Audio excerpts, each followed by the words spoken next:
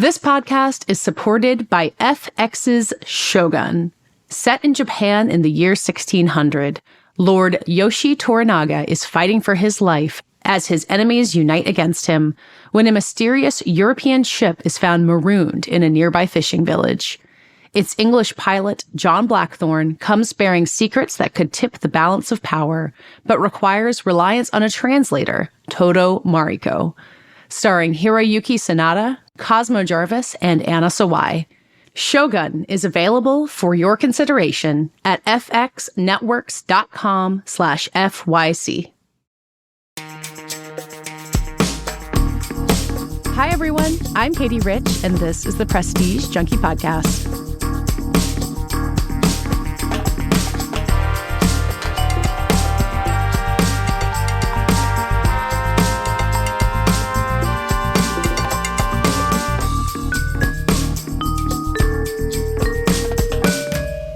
If you are listening to this episode right after it's published on Tuesday, today is the day after the Gotham Awards. And also, as we speak, the New York Film Critics Circle is voting on their picks for the year's best films, which makes this a very New York-heavy moment in the awards calendar, which are technically awarded in Los Angeles.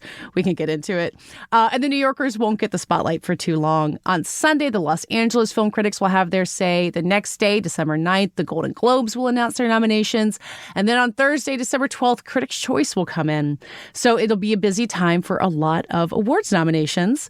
And later in this episode, you'll hear my conversation with John Magaro. He's the star of September 5, which I think will figure into at least a handful of these nominations. But before we get there, I wanted to talk about who these critics groups are who are about to hand out all the awards, as well as the Golden Globes voters. And then why, despite the fact that almost none of them are Oscar voters, they have a ton of power at this point in the awards season process. So to figure all of this out, I am joined today by someone who knows a lot about this process, I think, the Atlantic staff writer, Shirley Lee. Hi, Shirley. Hi, Katey. Thanks for having me. Thank you for being here. I had the idea to do this when we spent some time together way back at the Toronto Film Festival. It was, as I was thinking about it, it's really like we were seeing them plant the seeds for all the nominations we're about to see come out. We were all talking to each other about Hard Truths and Marianne Jean-Baptiste, and we went to a big party for Emilia Perez, and we're watching people wait in really long lines for The Brutalist. Mm-hmm. And, you know, we haven't talked much since that point. So 3 months later, I wanted to start by asking you, like, do you feel like award season has played out the way that it felt like it was starting back there at Toronto? You know, what's interesting is I expected more coalescing around a single film or something. I mean, I don't know if you remember on the line for The Brutalist, it was like people were, you know, jockeying to get to the front, like really fighting each other. Oh, right? Yeah. I literally witnessed a shouting match. Yeah, and I think I walked away from Toronto being like, okay, so maybe that's the one that everyone's really going to be talking about. And it's not that people aren't talking about The Brutalist, but it feels like this season, especially during this precursor season, there's like 12 films we're talking about. Yeah. Yeah. It's hard to tell. Yeah. And we're kind of waiting for these critics groups to at least come be like, okay, what's the critical darling? Or, oh, what's the dark horse that we thought didn't have a chance? Like it made this year, and the lack of coalescing has made me realize how much of the beginning of award season is just vibes. It's like what Q&A went over well, like who had a big audience. And like, I think it's always like that, but this year it feels more sharply like that, right? Yeah, totally. I mean, I'll say that when I went into Toronto, I really wasn't looking forward to Conclave. Like nothing against Ray Fiennes. It's just, you know, the still wasn't exciting me. The logline wasn't exciting me. And then the vibes were so great at that screening. Oh, yeah. Yeah. It was a gasp heavy audience. It was like everyone was Ariana Grande at Wicked. It was like Yeah, I don't know if we were at the same screening, but like I was in, you know, this big theater in Toronto, the Princess of Wales, and like when the final reveal in the very end of the movie, which I guess is still a spoiler, like people behind me started like gasping and cackling, and like the reactions were insane. Yeah, it was wild. I think maybe we were at the same one. It's been a couple months, so now my memory is already kind of shoddy. I know, I have no clue what I did in Toronto anymore. My super anecdotal evidence about Conclave is that my Letterboxd review of that was simply Isabella Rossellini mid-movie applause break, which I think a lot of people have witnessed. Yeah. And it just I get a notification every time it gets liked. Like, it's the most popular thing I've ever written on Letterboxd. I think because everyone walks out of that movie thinking the same thing. So it's true. Yeah, it's true. That's another mystery that, we're probably going to have to wait for the Golden Globes or Critics' Choice to reveal. Like, Isabella Rossellini, does she have a chance? Mm-hmm. All of these awards, all of these acting races feel so wide open. And like you said at the beginning, I thought that something would have clarified by now, but it absolutely has not. Yeah. I mean, speaking, just going back to the Brutalist, I really thought everyone would be like, okay, Adrian Brody is a lock. I guess he's a lock for a nomination, but I'm like, oh, Rafe is in the conversation. Yeah. We really we have to be thinking way outside the box now, because I can't tell what's pulling ahead and what's not. Yeah. Well, the Brutalist is an interesting place to start to get into the Gotham Awards, which we should say, as we're speaking, the winners have not been announced. They will be by the time this episode comes out. But we do have the nominations, which are decided by juries of 5 people. Like, there's a group of 5 people who decides feature, director, screenplay. Another group of 5 people determines all the performing categories. A lot of them are critics. There's a decent amount of overlap with the New York Film Critics Circle, which, as we said, is voting right now as you're listening to this. But the Brutalist didn't make it into the Gotham's list of 5 best features, whereas something like Challengers, which I think a lot of people wondered how it would figure into award season, was on there. So I kind of look at that as this tiny little anecdotal data point of like, maybe it's not the runaway critics' favorite, or maybe there's going to be some pushback. Maybe it won't show up in New York Film Critics Circle. Are there any other tea leaves you read into the Gotham nominations that we know, even if we don't know who won? Yeah, I mean, when I looked at the nominations, I was kind of like, yeah, this feels like more of an advocacy group than than an indicator of who's going to be in and who's not. Mm-hmm. Like, I was a little bit surprised that Angelina Jolie was not nominated. For Maria. But then I was heartened to see Pamela Anderson, even if I wasn't the biggest fan of the film that she's in, right? Like, so it's kind of like, oh, okay, this is kind of an indication of who's in the conversation, but not necessarily who's going to stick it out. It's so early, even though it's not.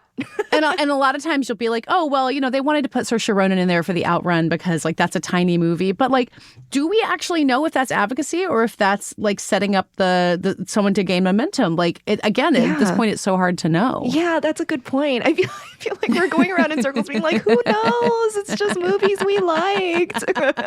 And again, it is like 5 people, I mean, that's not the smallest jury I've ever heard of for one of these awards. No. I mean, like, do you think, so we're sitting here, we're talking about it. Again, the Gothams are the only nominations we really have at this point as we're talking. Do we give them too much power by being like, here's what 5 people thought were the best movies of the year? Or do you think that there's a legitimate power in what they can do, even if it's, they're putting their thumb on the scale, but they do they deserve that position of power? Yeah. How big is the thumb? How weighty is the thumb? I think because they roll out nominations and the awards happen right before a whole slew of critic circles and associations and the Golden Globes nominations coming out, I do think there's some influence for the general public, but not necessarily for the voters of all those other awards. You know what I mean? Yeah. I think when the nominations came out, I do remember feeling like, oh, okay, interesting. Angelina doesn't have as much power.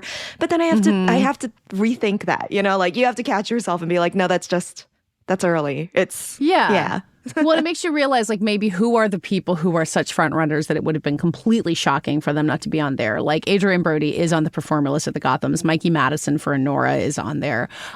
Nicole Kidman for Baby Girl. Like, those might be, or Coleman and Mingo for Sing Sing, maybe I'd add on there as a 4th, as like the people who are like, you can't do this without them. Yeah, exactly. No, it is good to kind of, just to kind of gauge who's definitely in the conversation. That's it. I guess that's nice for them. Yeah. So New York Film Critics Circle, again, like a decent amount of overlap with the people who vote on the Gothams. Like, it's possible that we'll see some of the same films coming up. Possibly something wins a Gotham and then wins a New York Film Critics Circle award the next day. You and I know some of the people in this group. We love and are exasperated by them, depending on how they vote. But I think that their taste and the Los Angeles Film Critics, like, they are 2 distinct groups. They do have some kind of different taste. Do you have a way of, giving people a sense of like, here's what these people tend to like, here's what maybe they can expect when these nominations come out? Yeah, I mean, I get the sense that, well, just look at the histories of both, right? So the New York Film Critics Circle is the oldest film critics organization in the country. It started in the 1930s. I think they have a legacy to uphold. And they also, I believe when they began, they were like, we're antithetical to the Oscars, so we're going to make some choices that nobody else will think about. But I think at this point, I think it's impossible or just extremely hard to be immune to the idea that you could advocate for someone and you could put that thumb on the scale. So that's how I would characterize them. For the LA Film Critics Association, I mean, excuse me. I think it's that there's that similar, lack of immunity from, that motivation, but they're a younger group. I think they started in the 70s. I think they tend to be a little bit more adventurous too. If you look at the which films they've awarded in the past couple of years, they've tended to be foreign films. I think they chose The Zone of Interest as the best film last year. They did, But then the thing is, these two film critics groups also do overlap. 2 years ago, they both chose Tar. Like, I suppose it's an age thing.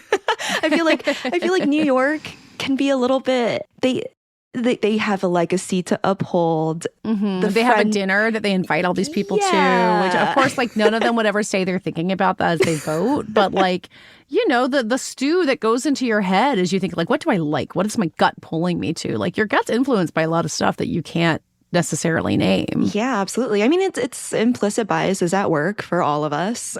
and I do think if you have a fancy dinner with everybody, maybe you want to, you want Martin Scorsese to come to your dinner. What, why not? I think there's also this perception that, like both of these groups vote in person. Like they gather together in a room and most of them vote in person. Whereas like Critics' Choice, which I'm a member of, I vote, I submit my ballot and on a Google sheet and then that's the end of it. So like there's none of that opportunity to like rabble rouse and whip votes. But I don't like my understanding of both of these processes. It doesn't really happen that way. Like you put in your slip of paper with your top three, and then a lot of times there'll be multiple rounds of voting. So say, it comes down to Mikey Madison and Nicole Kidman for Best Actress, but neither of them has a clear lead. Like then you do another round of voting. So everyone who voted the first time for Marianne Jean-Baptiste or Demi Moore then might jump on their vote to something else. So there's a little bit of that process and a little bit of like looking around the room and like conclave, honestly. Conclave. Like I mean, maybe that gives Conclave an edge in this process. But it is, the human psychology, I do think, is so much more relevant in these processes than in Critics' Choice, Golden Globes, or even the Oscar voting, because they happen by yourself. And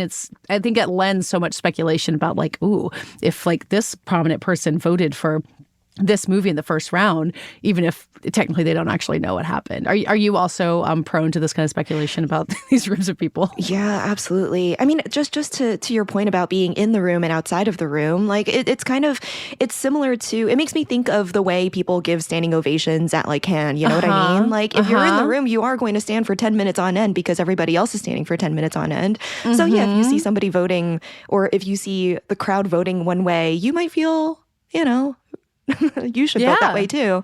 Yeah, I mean, I as someone who's not in either of these critics associations, circles, squares, whatever you want to call them, it's definitely fascinating to sit on the sidelines and kind of just observe which way people vote.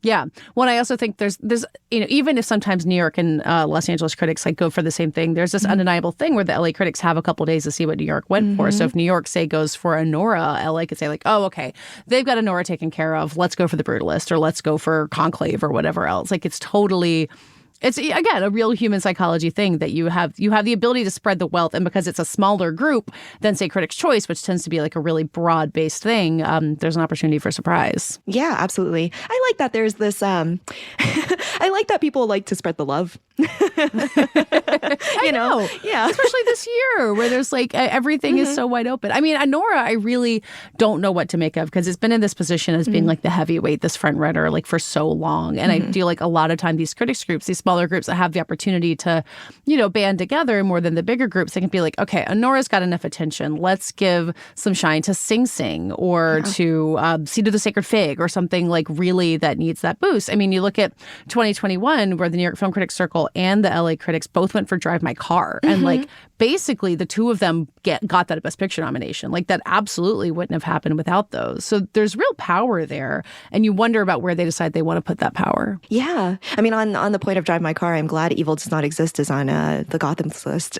Yeah. There you go. But as far as, I mean, Anora is a really strange one because I feel like Sean Baker films typically are the ones that, a critics organization is going to be like, well, let's give his film some love because the Oscars are just going to overlook him.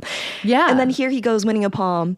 And, I spoke to him a while ago and he did seem very freaked out by it. I think he probably still is. And it's positioned Anora as a front runner, and that's a tough place to be in. But if it's a, not even a 10-film race, it's a 12. I'm exaggerating, but if it's like a multi-film race, who knows?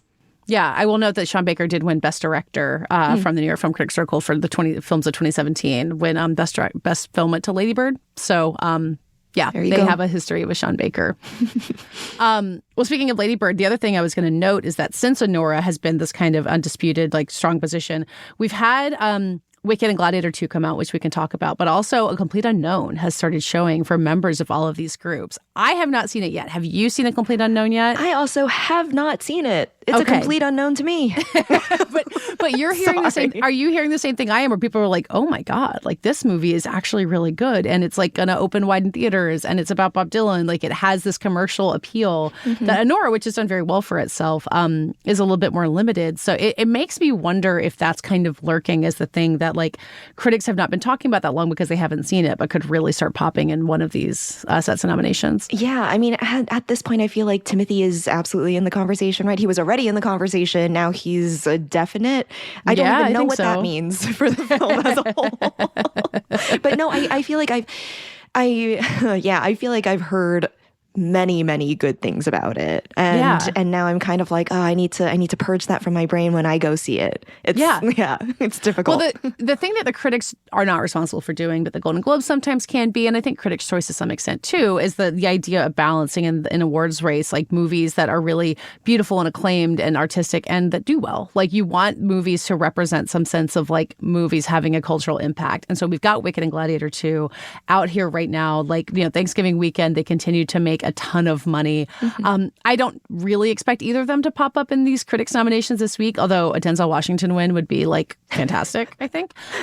But yeah, what's your feeling on those two movies in particular and like how we're feeling about blockbuster escapism in this race? Well, I mean, it's nice to have some blockbuster escapism at this point. I don't think we'll be hearing, like, I agree with you. I don't think we'll hear too much about them with the critics, but I think the more populist awards, maybe the AFI awards, we'll pick them, right? Good call. I get the sense that the Golden Globes are going to go wild with the musical representation. Oh my God. Can we just pause for a minute? Like the actress in a musical or comedy category, which A Complete Unknown does not fit into, but obviously Wicked does. Like that category, because Demi Moore is going comedy for The Substance. Carlos Sofia Gascon is in comedy for Emilia Perez. I think Marianne Jean-Baptiste is in comedy for Hard Truths. Like and Cynthia Erivo for Wicked, and there's probably 5 more I didn't name. Like that category is more competitive than drama. Things are going to get weird. It's going to get a little scary, and I don't even know. I mean, like the scary, but in a fun way. There's a part of me that's like, what are they going to do with, like, I could see them being like, here's Emily Blunt for The Fall Guy. Like, oh, sure. Absolutely. Well, that's what we count on the Globes for, right? Yeah. It's just like that little bit of chaos in there. I mean, how much are you pulling, like, Wicked, I think is polarizing in so many ways, but like, how much do you buy into that idea of like, let's give a blockbusters like some attention. Let's put it in the best picture race. Let's get some balance in there. I mean, the closest comp I can think of is an entirely different film, but you get Dune Part 1 in the Best Picture race. Sure. But you don't get it like properly awarded outside of the technical categories, right? And I could see that happening with Wicked too, where it's like it will, like maybe it'll take costume design and hair and makeup, but because it's a Part 1, people will not want to award it at this point. But the thing is, I don't know about the actress categories. Like I do think, right? Like the stock on Cynthia Erivo is rising. The stock on Ariana Grande is rising. Stock. What am I talking about? No, it's absolutely what it is. Like, I mean, they were already big stars, but they're now like the biggest stars in the world. Like, I think you just kind of have to say it, right? Yeah. So it's kind of like if that momentum carries, then maybe we should be talking about it seriously as a Best Picture contender. Because I suppose it's rare for a populist blockbuster part one you know, to really make it all the way. But I just keep saying who knows over and over, because at this point, again, without something really, you know, leading the pack the way Oppenheimer did last year. Yeah. Well, you know, Katey, the interesting thing is when I think about years past, you know, in retrospect, I'm always like, this was the one that was leading all along. I know. But if you asked me this last year, I think I would have also been like, who knows? Yeah. Well, because like Killers of the Flower Moon goes and wins a bunch of New York Film Critics Circle prizes. So you're like, oh, okay, the critics are going to rally behind Killers of the Flower Moon, and then Oppenheimer's going to be the populist pick. But like that never really happened. It was always kind of just Oppenheimer all along. Or like Everything Everywhere All at Once, I think felt the same way. But that was one of those things where it was like kind of in some ways like a Nora, where it's like, okay, here's this thing from earlier in the year that people really like, but like I guess we'll see if something else comes and competes with it. And then nothing really ever did. And it's just kind of the question of whether something will come and be like a legitimate threat to a Nora. And if it's Wicked, those movies could not be more different. But I don't know. I mean, like, you know, women stepping into their own, I guess. There you go. But a Nora defies gravity, I would say. Yeah, I mean, maybe, you know, Katey, maybe the best indicator of who will win would be who gets the most backlash. Oh, interesting. Because the Nora backlash hasn't really started, I would say. Like Amelia Perez really kind of took the bullet on that one this fall, I would say. Yeah, but I do feel like if I don't know, if the backlash boils over for any one of them, maybe that's a good indicator. That's a good point. It's been a while since we've had some like true like drama. You know, like the Weinstein era was famous for like the like smear campaigns against other contenders, and that doesn't happen these days quite to the same extent. Yeah. But like there's time. Like usually by January, February is everyone was like, all right, can we be honest? Like let's talk about how this movie's a piece of trash. Yeah, I know. When you mentioned Everything Everywhere All at Once, I was like, oh, that was kind of, I felt like that was a tough time. Or maybe I'm just in my bubble, in the bubble. Well, people just spun themselves up in knots around that movie, I think, which is, I mean, Wicked like gives you so many entry points to be like, and this is a problem that it happens this way. So maybe who knows? It'll be in that spot. Is there anything if you had your giant thumb to put on the scale, what would you be doing it for at this point? Oh God, see, the thing is, I feel like I have so many that I'd be pulling for. You can't even pick favorites. The Oscar season can't pick favorites. You can't. No. I'm going to do my best. I feel like I've walked away with like 5 favorites this year. I love Anora, but I also I really, really loved Hard Truths coming out of Toronto. And I feel like, yes, that's been talked about. Marianne Jean-Baptiste has talked about. It'd be really nice to, you know, to award her reunion with Mike Lee. It'd be nice to award Mike in general. But I don't know how far that film will go. So that one's one that I would love to give a little bit more love to. You know what that would be great for? And I don't even know if it's SAG eligible since it's a British film, but like SAG ensemble? Yeah. Like, what movie has a better ensemble this year than Hard Truths? The Wicked folks are going to... No, I'm kidding. No, they are going to go hard for that, I'm sure. But Hard Truths, great ensemble. Would really love to see them just in the mix for everything. And I feel like, you know, you mentioned Sing Sing. Sing Sing has been around for a very long time, and I feel like that might work against them. I feel like Sebastian Stan has been overlooked because of... Are you saying for The Apprentice or for A Different Man? For A Different Man, actually, because I did not like The Apprentice very much. Yeah, no, A Different Man, which we should say is a Gotham Best Film nominee. That was like one spot where they really did put their thumb on the scale for that movie that's been kind of overlooked. Yeah, that's the one that people seem to really want to like bang the drum for. Yeah, another film that I feel like I would love to advocate for, but maybe it's a little bit early because everything is early. September 5th, September 5th, however you want to call it. I found taut and thrilling, and it's just a great little journalism movie that's not about celebrating journalism, but it's about the limits of journalism. It's a different angle into it. And big fan. You will enjoy my conversation then with John Magaro in the back half of this episode, where I ask him if it's September 5 after he called it September 5th. And he's like, I think we agreed on September 5. But he also seems unclear on how it's supposed to be described. I feel like it shouldn't be that complicated. No, but like numbers, man, they trip us up every time. I mean, I'm asking this partly out of like self-interest because I have my Critics' Choice ballot to fill out. It's due on December 10th. So I'm kind of looking at it thinking like, do I try to like vote for, do I go in Hard for the Brutalist because I think it's my favorite film of the year? Or do I assume everyone else will vote for that so then I can go, and throw my weight behind something smaller or, something that I'm not sure anyone's talking about for awards, like Good One which from Andy Donaldson, which I thought was so good earlier this year. It's a question between the advocacy and what can you realistically get on there. And this is where, and I'd you start texting your friends being like, so what are you thinking about juror number 2? You thinking about putting it on the ballot anywhere? And it's not like you can force anyone to vote for your guy. Yeah. Although, did you hear about how someone got an email from an Ariana Grande fan offering money? Yes. I saw that.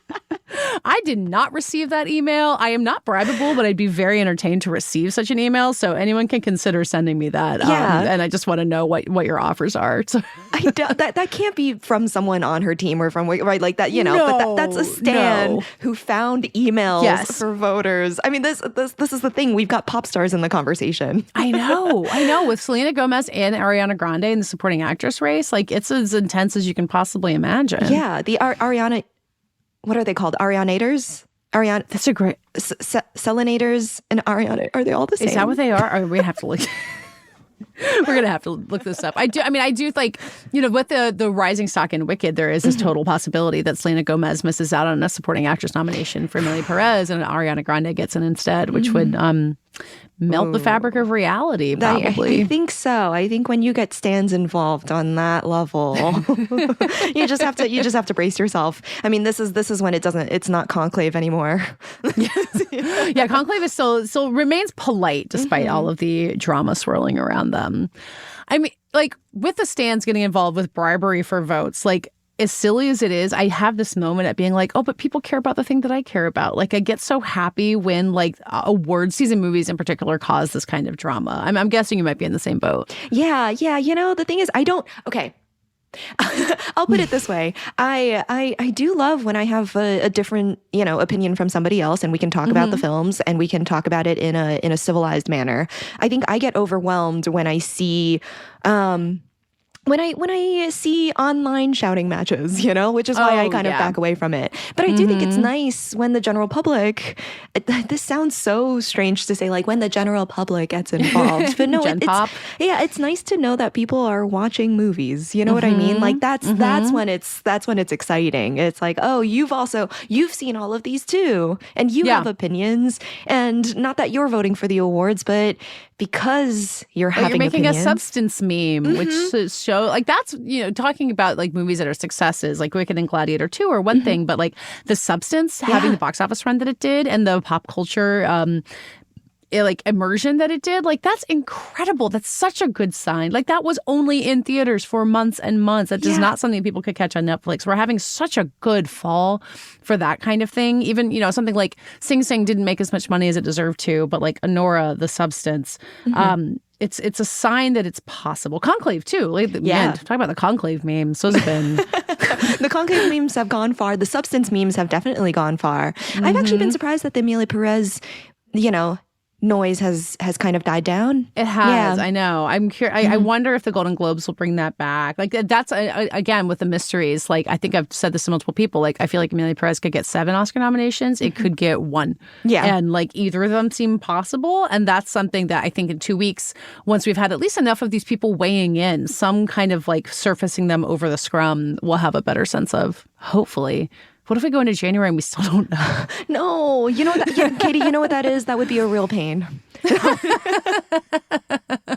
I'm going to plant my flag on one other thing before we wrap up, because I just saw Nosferatu. The Nosferatu memes are going to be bananas. Like everybody get ready. It's going to be like a dark and spooky Christmas season. It's going to be really fun. Oh boy. I mean, good for Robert Eggers. I still haven't seen it because I'm a total wuss. My excuse is that the screenings happened when I couldn't go and then I left town. Wait, did you make it through The Substance though? Yes, I did. Okay, then you can make it through Nosferatu. Nosferatu is gross and creepy, but like nothing has been as unsettling as some of the stuff I saw in The Substance. Like that was a challenge on every level. I'm really glad I did it, but man, that was hard. I never want to see The Substance again. But that's probably like, here's the thing, that doesn't mean it's a bad movie. I really like The Substance, right? It's like how I have a short list of films that I never want to see again, but I had a great time watching, and it's like that and Black Swan and like The Lighthouse. Yeah. I know Robert Eggers, I think, has many slots on that. And I with my like feeling very high on box office, like I do feel like A Complete Unknown, Nosferatu, and Baby Girl, like with the right audiences, could go make a ton of money over Christmas, and we all have so many reasons to celebrate. Yeah, I think so too. I mean, I'll say that my very last film at Toronto was Better Man, and I don't think it would. I don't think it's going to do super well here, where people are like, "Who's Robbie Williams?" Yeah. But what if it takes the BAFTAs? It absolutely. I had a great time with Better Man. It's like a truly, I mean, like big swings again. Like this has been such a good fall for big ass swings, and Better Man, which people probably read about. It's like a very traditional biopic of Robbie Williams, except that it stars a CGI ape, and at no point like acknowledges that it's an ape. He just does things that humans do. It is wild. Did you enjoy watching Better Man? I really did, Katey. I did too. I'm only bringing it up because, by January, maybe that's in the conversation too. Who? No, there's always like the Bob Marley biopic that opened in it might have qualified for awards. No, it didn't, because they were promoting it this year. Like it opened in January, made like $120 million. Like those winter music biopics sneak up on you, as did The Greatest Showman from Michael Gracie, who also directed Better Man. So you're totally right. Like you never know what's going to happen with a musical movie around the holidays. Maybe what if like America gets Robbie Williams fever 30 years late? You know what I mean? It could be possible. I spent 2/3 of that movie being like, should I know these songs? Yeah. And then I think like Angels came on and I was like, I know this song. Yes, exactly. Yeah, I have been listening to Take That since seeing Better Man, so I would not judge you whatsoever. So maybe we'll have you back in a few months once Better Man fever has struck the world. And we'll see. we can talk about it. Well, Shirley, thank you so much in the meantime for joining me and helping me make sense about this chaos. We'll know things at some point, and then we'll have more to discuss. Yes, we will. Thank you so much for having me again, Katey. Yeah. And then, as I said, I'll be back in a moment with my conversation with the star of September 5, John Magaro.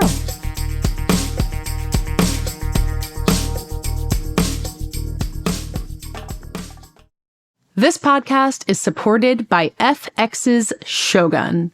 Set in Japan in the year 1600, Lord Yoshi Toranaga is fighting for his life as his enemies unite against him when a mysterious European ship is found marooned in a nearby fishing village. Its English pilot, John Blackthorne, comes bearing secrets that could tip the balance of power, but requires reliance on a translator, Todo Mariko. Starring Hiroyuki Sanada, Cosmo Jarvis, and Anna Sawai. Shogun is available for your consideration at fxnetworks.com/FYC.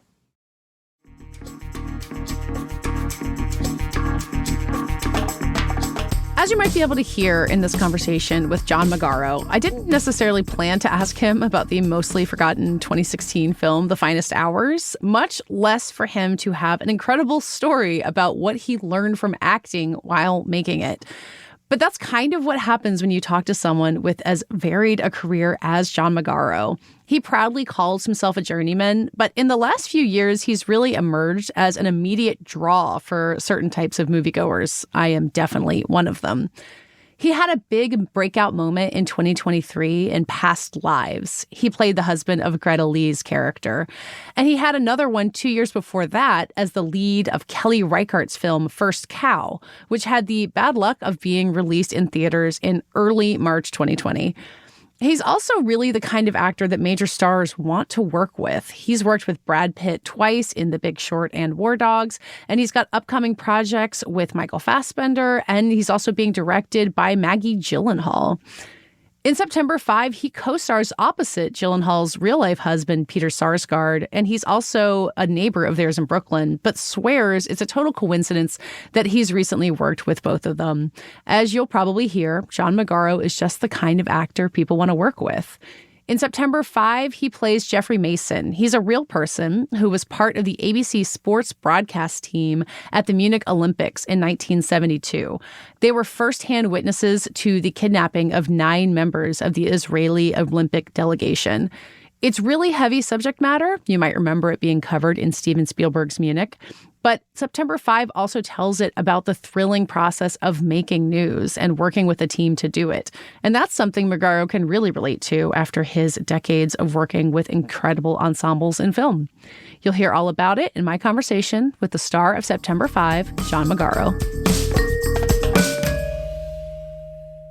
Well, you had said that when the script came to you for September 5 that you were on set on Leroy, Texas, which you're also producing, which is, it's always interesting to me when someone who's been a journeyman actor, like you said yourself, kind of steps behind the camera in that way, like takes that power of it. So what was that step for you like on that film? And then, yeah, how has that affected, like producing your own film affected the way that you think about your work overall? I mean, I think it's really important for actors to try different things out.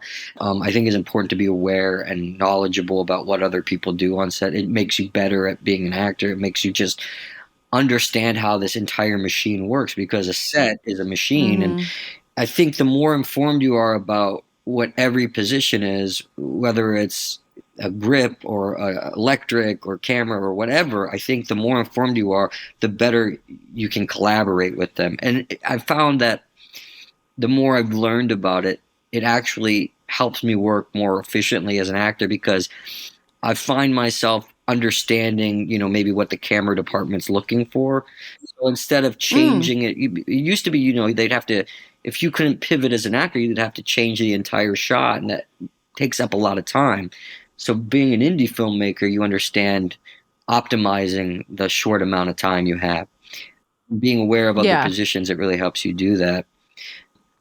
Before that, I had produced a short film that actually went to Sundance, and I directed a short film. So I was always sort of starting to dabble in it. It was just something else to do, another way to learn.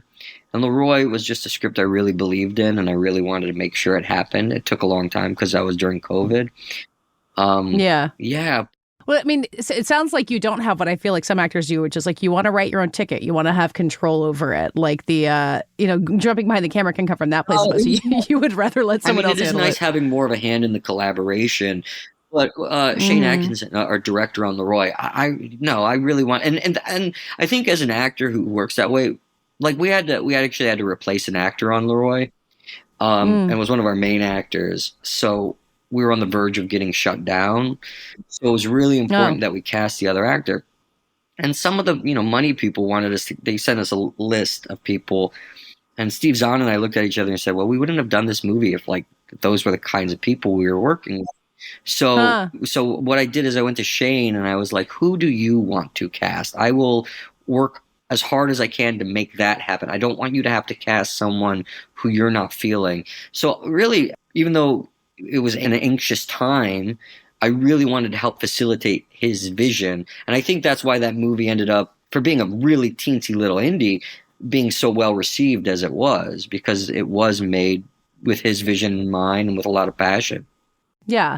Well, I was thinking about that also when you're in the middle of putting out A Million Fires as a producer on this set, and then September 5 comes in, and it's a movie that's about process and about having the right cables and about getting a camera out the door. It's so much about the logistics of making anything that it made me wonder if it hit you on a deeper level than it might have. I never really thought about that way, but there was probably some subconscious thing that was another component maybe at that moment that why it resonated with me, because that's what I was going through at the time. I really...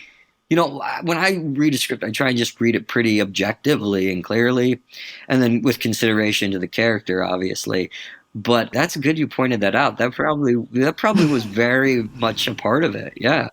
Yeah. Well, I just feel like anyone who's ever been in a newsroom or on a set or anything where you're trying to get a bunch of people together to make something, theater's the same way. Like, you realize how much it all depends on like weird technology things and just stuff that like is not that glamorous, but is essential to making it work. And this movie's captured so much funny. of that. Every time, just the dad joke on sets is when people come on, not as glamorous as you thought it was, because it really is. Like filmmaking, and even at the studio level, the things that happen on a set are, if people who watch movies could come and see, first of all, it's like the most boring thing in the world. Like if you go to a set, after about 5 minutes, you're like, okay, I get it. I'm done.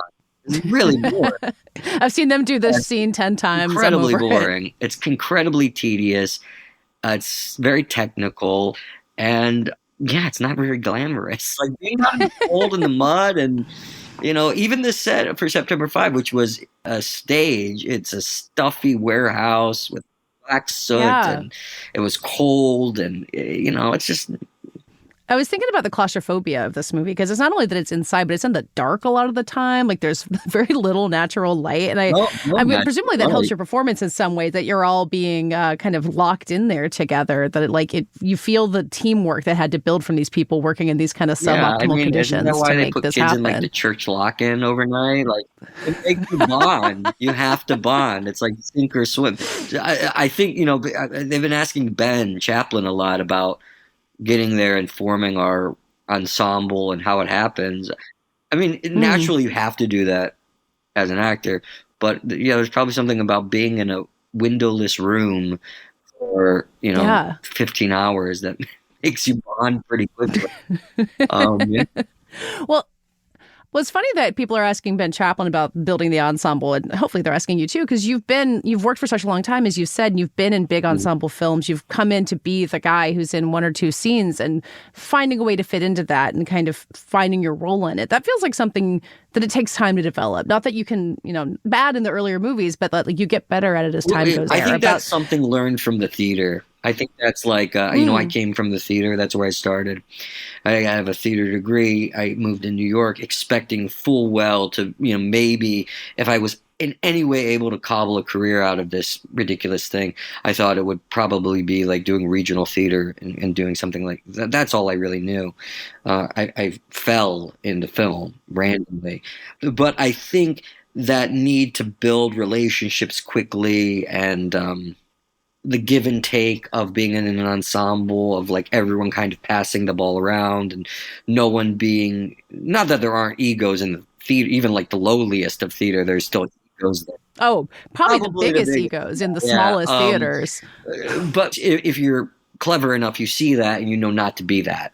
So I think that's where that came from. And then it's about wanting to be an artist, I guess, and not be a movie star, and understanding that I'd rather be a part of something that I believe in, even if it's a small piece of it, as opposed to being the guy who only allows the world to say, that's saying constantly look at me and only is interested in those kinds of roles. I think I like going back and forth. I like coming in a few days and doing that. I mean, that's what I just did with Kelly Reichardt again. I just finished a couple days ago. Just did that again. Fantastic news. That's great to hear. For her in a way. Sometimes you don't get the recognition that will help propel your career quickly. But I don't know. That's okay. Well, did that involve something like The Finest Hours, where you're, a smaller role in a cast with like a bunch of big names at the top? Does that involve like choosing that over something that you get more of the attention? No, something but like less Finest Hours, that's early in my career. So that's me just wanting to work. Like I'm not getting offers at that point. I'm just, I need to pay bills at that point. And luckily I get to work with really good people. Although that was definitely the hardest movie I've ever worked on. Well, yeah, a lot of weather. A miserable shoot. It was cold. You want to talk about not glamorous? You feel it in that movie, though. Like I'm a fan of that movie, honestly. People, we were all constantly sick. A lot of drinking just to bear with the. I mean, that was a tough shoot. It makes you realize, God bless, like a lot of actors, they'll torture themselves for a film. And I used to be more like that. As I've gotten older, I've realized and worked around actors who don't have to torture themselves to deliver amazing performances. And you realize what a shame if you had to torture yourself. And, that movie wasn't seen by a lot of people. So not to say that there's, that you can do it, but who I learned that from actually on that job? Because up until that point, I kind of was torturing myself to work. I thought you had to be like the artist in pain to deliver. Sure. Well, there's so many stories about it, right? It's so glamorized. And often it's rewarded, which I think really is a shame. Yeah. I think our critical eye or our rewarding of bad behavior in the industry I'm talking about like people who starve themselves, people who gain a lot of like things like that. Even it's very unhealthy. It's very dangerous. And didn't you do some of that for Unbroken? I did. I lost like 45 pounds for that, and it screwed up my entire system. I still don't. I've gained a lot of weight since then. My metabolism has. Granted, I'm middle aged now, but like my metabolism was screwed up. I had to have a surgery after it. It was. Oh my God. So anyway, I used to believe you had to kill yourself for a role, and honestly, it's not my best work. Since then, I realized what it means.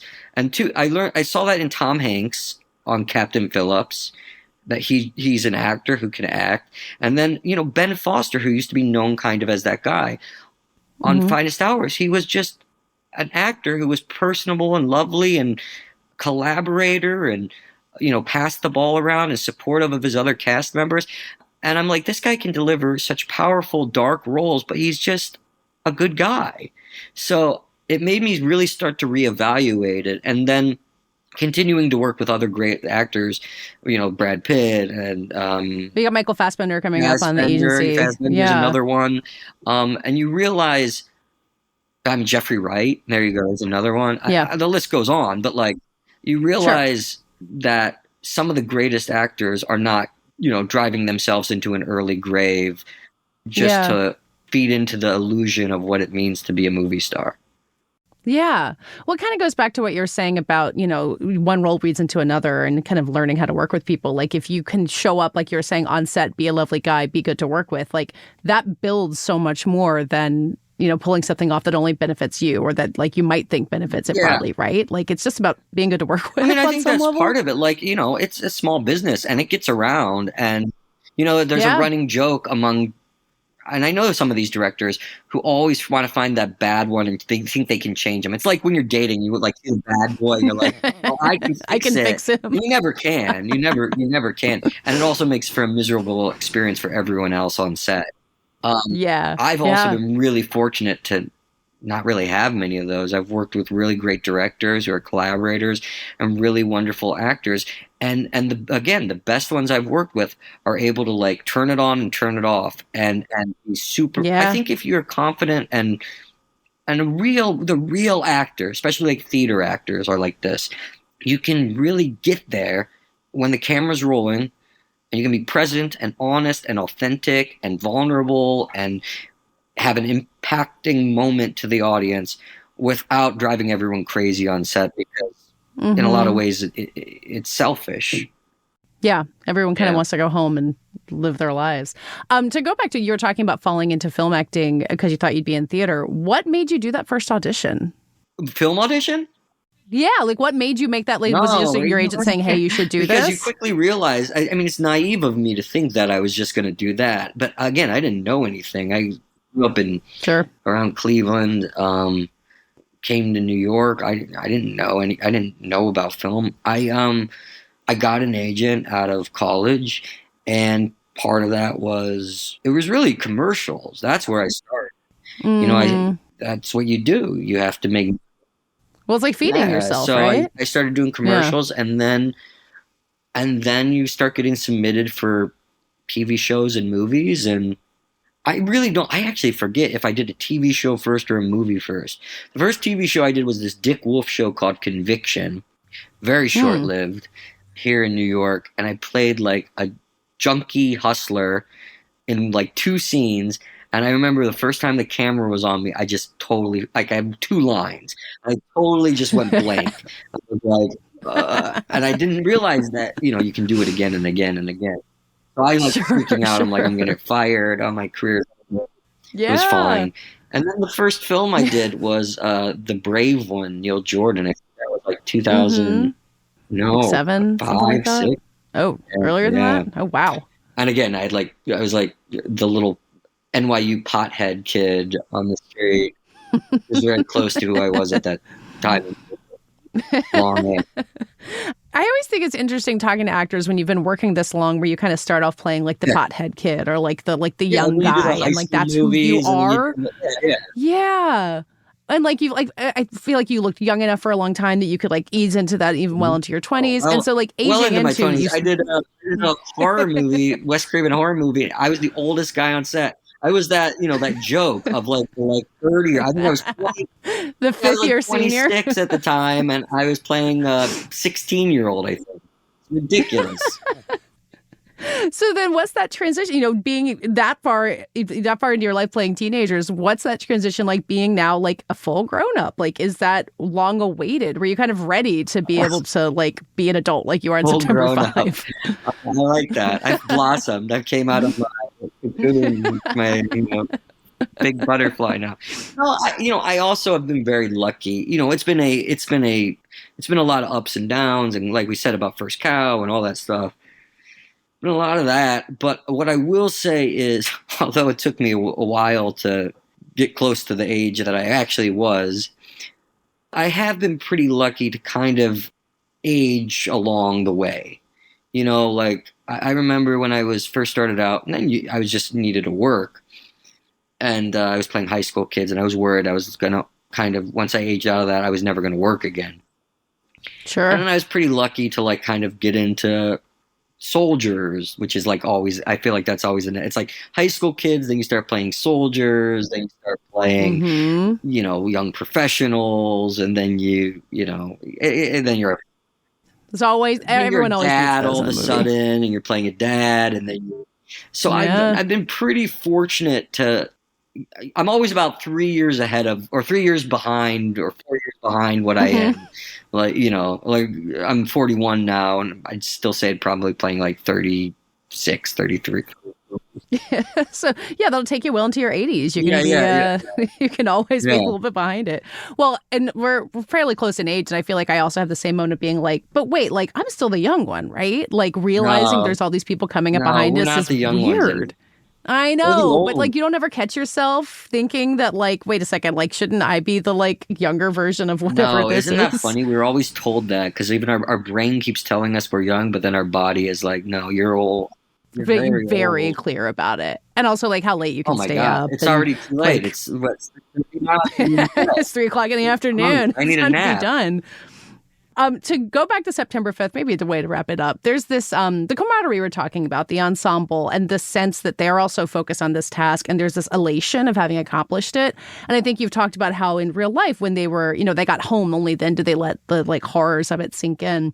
But I wondered if, again, your experience from theater or being on sets makes you really familiar with that sense of like, oh my God, we did it. Like the at the end of a day where everyone high fives, like, is that something that has happened to you in your work as well? No, we have not had the like Zach Morris moment of going like that on a set. Although there's hope of that. We did do when I did a play at the Public Theater. It was like about Joe Papp and them, and for the dress rehearsal preview, I don't know how we got away with this. And Oscar Eustace, who's the artistic director, probably still hates me for it. But we at our curtain call, we played Celebration. And we all came out, and it was a very serious play, so it was very strange. And there was an audience, and we came out, and we were like going, yeah, like this. It was so embarrassing, like thing. But you deserve to celebrate even after doing something hard. No, but you're right. I've never. Luckily, nothing has been so traumatic. No, I've gone home anxious, but never like September 5 was, people died. It was an utter tragedy, sure, it was real catastrophe, as I say. But in the sense that when you're performing, especially in plays, and also when you're shooting on days in sets, you're so focused, just like they were. You're focused. You have a job to do. I mean, theater, you can't panic. You can panic, but you got to keep going. And I always, when I do theater, opening night, I always am like on the verge of having a panic attack. And you always feel like, am I going to walk out there and is nothing going to come out? Is my mouth not going to work? And you're always surprised because it does, and you get through it. But again, there's no time to think. You just do your job, which is good as an actor because you really shouldn't be thinking. You should be, doing. Yeah. You did all the work already. Yeah, after it, I mean, it's common knowledge that after a play, Broadway play, casts, especially ensembles, tend to go out after and have a drink and hang out because there's so much adrenaline in your system that's going. And it's the same sometimes on set. It's a little less because you're doing pieces here and there and it's much longer days. But I still find myself, even after working on a set at the end of the day, trying to find a way to get the anxiety, the adrenaline out. So that's why I got really into cooking. I cook a lot after work. I find that as a way to kind of get that out of my system, like a nice long warm shower. But everyone has different ways doing it. Some people do drugs. Some people do. Some people make stews. Some people do drugs. Some people are like crazy workout people. I'm not that guy. But like you have to have an outlet, because a lot of the time, not a lot of, well, sometimes you're just offering a piece of yourself. I found that as I've done this, you're constantly cutting pieces of yourself off. And I was having a conversation with my manager recently, and I think I was just kind of being a bit pathetic. But I was like, I don't know how many more pieces I have. So I understand why I understand why like actors like Daniel Day-Lewis retired and then he came back, or other people do that, because I think eventually as an actor you sort of get to a point of like you feel like you've given a lot of yourself up. But I think sometimes that means you just got to step away and find perspective and refresh yourself. I think I was feeling that way because I've been really going like back to back to back to back. Yeah, you've got like 5 things coming up on IMDb alone, like after this. It's wild. Because COVID, I felt so pent up. Yeah. Well, now I've been doing it. But I'm intending on, so if people are worried I'm out there too much, I'm going to take about 5 months off now. So don't worry. You won't be seeing me for a while. Do you worry people are getting sick of you? So. Like you're still a journeyman. You're supposed to be able to go everywhere. Face in Hollywood, so I don't think that people know. People are always like, "Who are you? What were you in?" But maybe that's because I vanish into my. That's the delusion I'll tell myself. Yeah, there you go. Well, that's the Richard Kind line on Girls 5 Ever this season. Is you get just famous enough that you get to do stuff, but you don't get bugged in a deli. Like that feels. I bet Richard gets bugged in every deli, and I bet he loves it. I love Richard. I've known him for a long time now. He's a good. He does seem like someone, like if I saw him in a deli, I feel like he would welcome the conversation. Not everyone. You could work on that too. Like if you want to get bugged in a deli, you can put that out there. I feel like he'd be great to have a sandwich named after him. Oh my God. I would hope somewhere, like somewhere in New York, there has to be a sandwich named after him. Well, if someone approaches you in a restaurant after this conversation, you will know why. And then I hope you can hopefully pull a Richard Kind. Yeah, God, that would be great. There's plenty of delis in Brooklyn that I'm sure would be happy to name a sandwich. Give them a call. This show is edited by Brett Fuchs and co-produced by Brett Fuchs and me. Our theme music is by Dave Gonzalez. Thanks again to my co-host, Shirley Lee. Get the Prestige Junkie newsletter by going to theangler.com and subscribe to this podcast on Spotify, where you can watch a video version of today's episode, as well as on Apple or anywhere else you get your podcasts. We will see you next week.